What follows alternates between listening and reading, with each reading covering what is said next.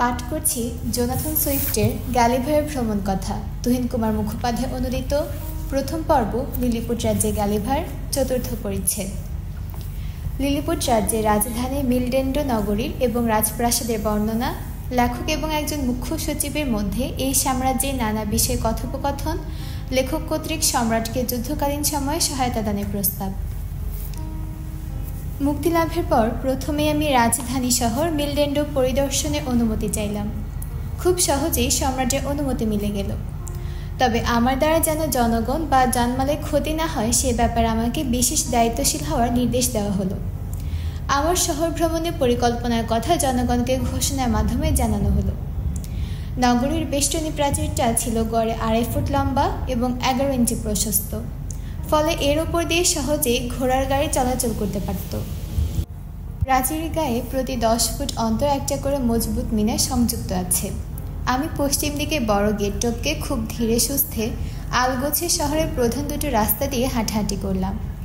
তখন আমি কেবল ওয়েস্টকোট পরেছিলাম, কারণ আমি আশঙ্কা করেছিলাম আমার ওভারকোটের প্রান্তের আঘাতে ঘরবাড়ির ছাদ এবং কার্নিশ ক্ষতিগ্রস্ত হতে পারে।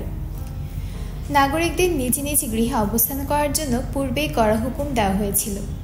তবুও আমি অতি সতর্কভাবে পথ চলছিলাম। মনে একটাই ভয়, পথে রয়ে যাওয়া কোনো ক্ষুদ্র মানুষকে যেন পা দিয়ে মারিয়ে না দিই।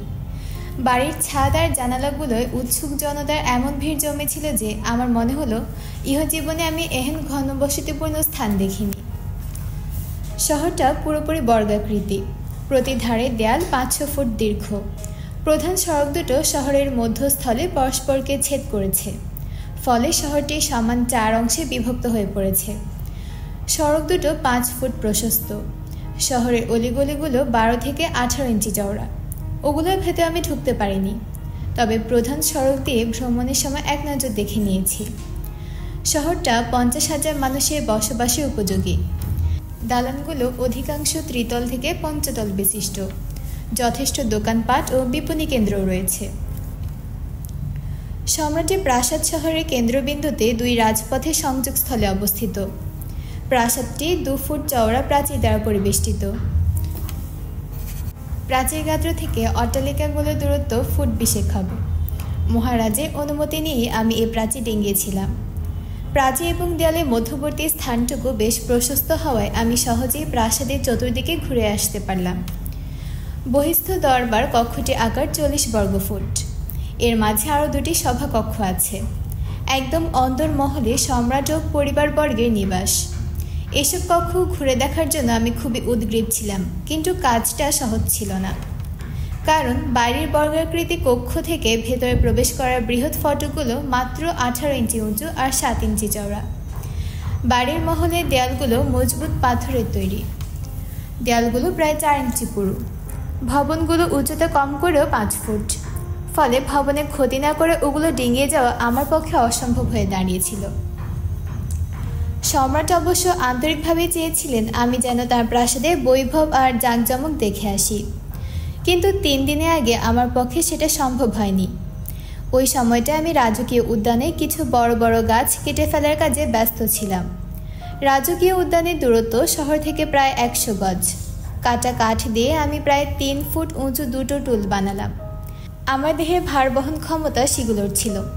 আমি যখন টুল দুটো হাতে পুনরায় শহর প্রবেশ করে প্রাসাদের দিকে এগেলাম, লোকজনকে আমার আগমনের ব্যাপারে জানিয়ে দেওয়া হলো।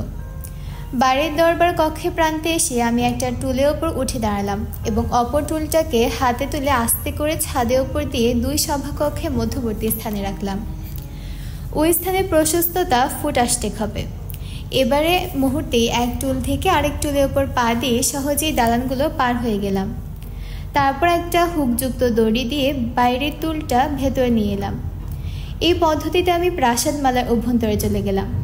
তারপর শুয়ে পড়ে মধ্যম তলার খোলা জানালা দিয়ে উঁকি দিলাম। জানালাগুলো আমার জন্য খুলে রাখা হয়েছিল। দেখলাম কক্ষগুলো এত সুন্দরভাবে সাজানো যা কল্পনাই করা যায় না। মহামান্য সম্রাজ্ঞী আর যুবরাজরা নিজ নিজ কক্ষে দামি দামি পোশাক পরিহিত অবস্থায় অবস্থান করছিলেন।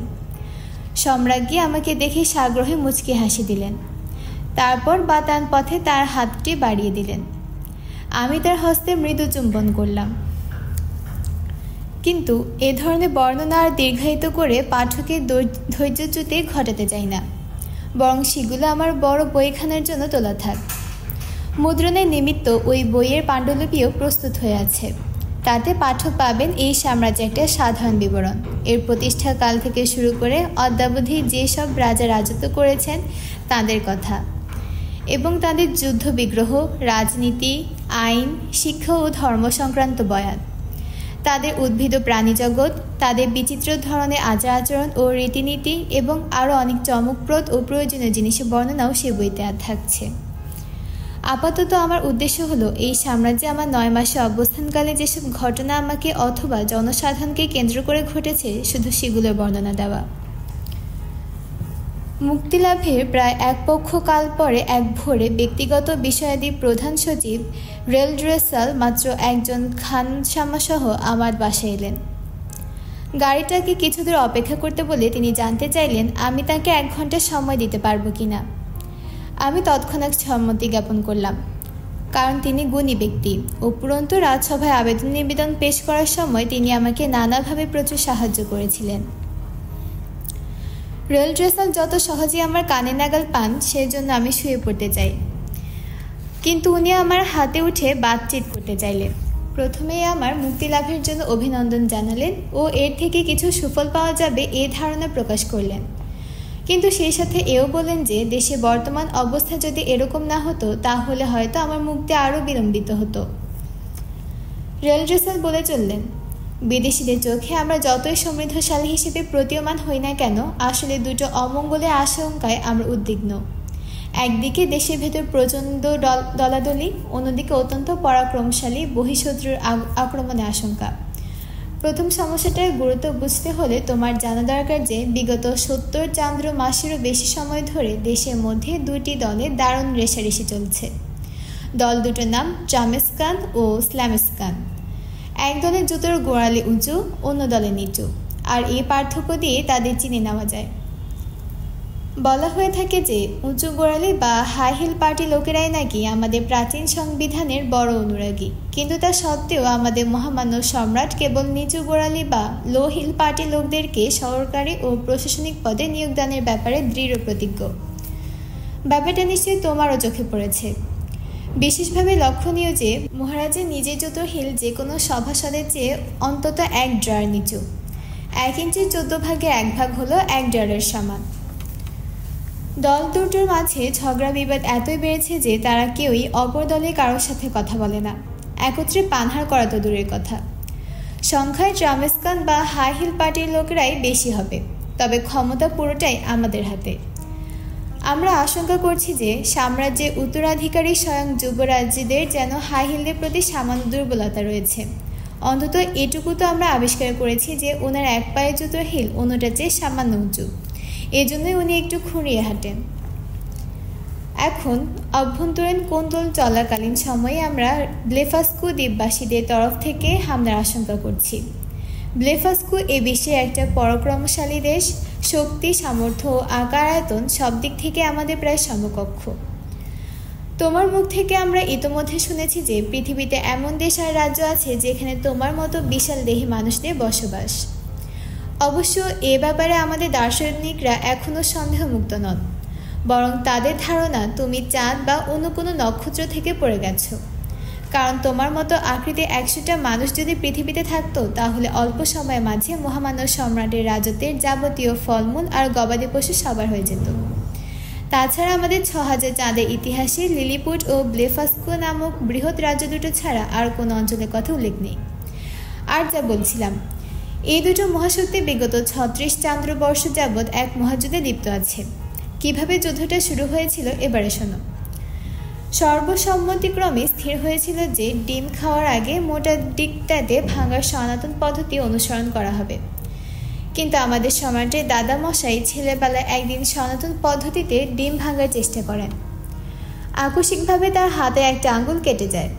ওই ঘটনার পর সেই রাজকুমারের পিতা তৎকালীন সম্রাট হুকুম জারি করলেন যে তখন থেকে প্রজাদের সবাইকে ডিমের সরু দিকটা ভাঙতে হবে, নতুবা গুরুতর শাস্তি পেতে হবে। আমাদের ইতিহাস সাক্ষী দিচ্ছে যে এই হুকুম জারিতে প্রজারা এমন চটে গিয়েছিল যে একে একে 6 বার বিদ্রোহ দেখা দেয়। বিদ্রোহে এক সম্রাট প্রাণ হারান, অন্যজন হারান রাজমুকুট তথা ক্ষমতা। এইসব আভ্যন্তরীণ গোলযোগে ব্লেফাস্কুর সম্রাটরা ক্রমাগত ইন্ধন জুগিয়েছিলেন। গোলযোগ প্রশমিত হলে দেশত্যাগী ব্যক্তিরা গিয়ে সবসময় ওই দেশে আশ্রয় নিত। হিসেব করে দেখা গেছে বিভিন্ন সময় মোট 11,000 প্রাজা টান দিয়েছে, তবুও সরু দিক দিয়ে ডিম ভাঙতে রাজি হয়নি। এই বিতর্কিত বিষয়ের উপর কয়েকশো মোটা মোটা বই ছাপা হয়েছে, কিন্তু মোটা দিক দিয়ে ডিম ভাঙার পন্থা সমর্থনকারীদের বইগুলো অনেক দিন হলো নিষিদ্ধ করা হয়েছে এবং আইন করে ওদের চাকরি বাকরির সুযোগ থেকে বঞ্চিত করা হয়েছে। এইসব গণ্ডগোল চলাকালে ব্লেফাস্কুর সম্রাটরা মাঝে মাঝে তাদের রাষ্ট্রদূতদের মারফত অনুযোগ করতেন যে আমাদের মহানবী লুস্ট্রগ ব্রুন্ডিকাল গ্রন্থের 54তম অধ্যায়ে যে মৌলিক নির্দেশ দিয়েছেন তা আমরা ভঙ্গ করে ধর্মজগতে বিভেদ সৃষ্টি করেছি। আসলে এইসব অভিযোগের উদ্দেশ্য হচ্ছে শাস্ত্র নিয়ে অহেতুক টানাহেঁচড়া করা, কারণ শাস্ত্রে লেখা কথাগুলো হলো সকল প্রকৃত বিশ্বাসী সুবিধাজনক প্রান্ত দেয়া নিজ নিজ ডিম্ব ভঙ্গ করিবে। আমার ক্ষুদ্র বুদ্ধি দিয়ে আমি যেটুকু বুঝি তা হলো সুবিধাজনক প্রান্ত কোনটি এই প্রশ্নটি যার যার বিবেকের উপর ছেড়ে দেওয়াই ভালো, অথবা এই প্রশ্ন সমাধানের দায়িত্ব ও ক্ষমতা প্রধান বিচারপতির উপর ছেড়ে দেওয়া যেতে পারে। ওইসব দেশত্যাগী মোটা প্রান্তপন্থীরা ব্লেফাস্কু রাজ্যের দরবারে গিয়ে এত আশকারা পেয়েছিল এবং এদেশে তাদের পক্ষীয় লোকজন ওদের এত সাহায্য সহযোগিতা করেছিল ও উস্কানি দিয়েছিল যে দুদেশের মাঝে 36 চান্দ্রবর্ষব্যাপী রক্তক্ষয়ী সংঘর্ষের সূচনা হয়। কখনো ওরা সাফল্য পেয়েছে, কখনো আমরা হারিয়েছি 40টা বড় বড় জাহাজ, এর চেয়ে ঢের বেশি সংখ্যক বিভিন্ন আকারের জলযান, সেই সাথে 30,000 সেরা নাবিক আর সৈন্য। অনুমান করা হয় শত্রুপক্ষের ক্ষয়ক্ষতি হয়েছে আরও বেশি। সে যাই হোক, বর্তমানে তারা এক বিশাল নৌবাহিনী গঠন করে আমাদের উপর চড়াও হবার প্রস্তুতি নিচ্ছে। এই ক্রান্তিকালে মহামান্য সম্রাট তোমার শক্তি আর সাহসের উপর অগাধ আস্থা পোষণ করে আমাকে আদেশ করেছেন এই সমস্ত ঘটনার বিস্তারিত বিবরণ তোমার সামনে উপস্থিত করতে। সব শুনে আমি সচিবকে বললাম, সম্রাটের প্রতি আমার আনুগত্যের কথা যেন তার কাছে নিবেদন করা হয়। সেই সাথে সম্রাটকে যেন জানানো হয় যে আমি মনে করি যেহেতু আমি বিদেশি, কোনো দলীয় কোন্দলের নাক গলানো আমার উচিত হবে না। তবে মহারাজা এবং তার রাজ্যকে সকল আক্রমণকারীর হাত থেকে রক্ষা করার জন্য আমি আমার জীবনের ঝুঁকি নিতেও রাজি আছি।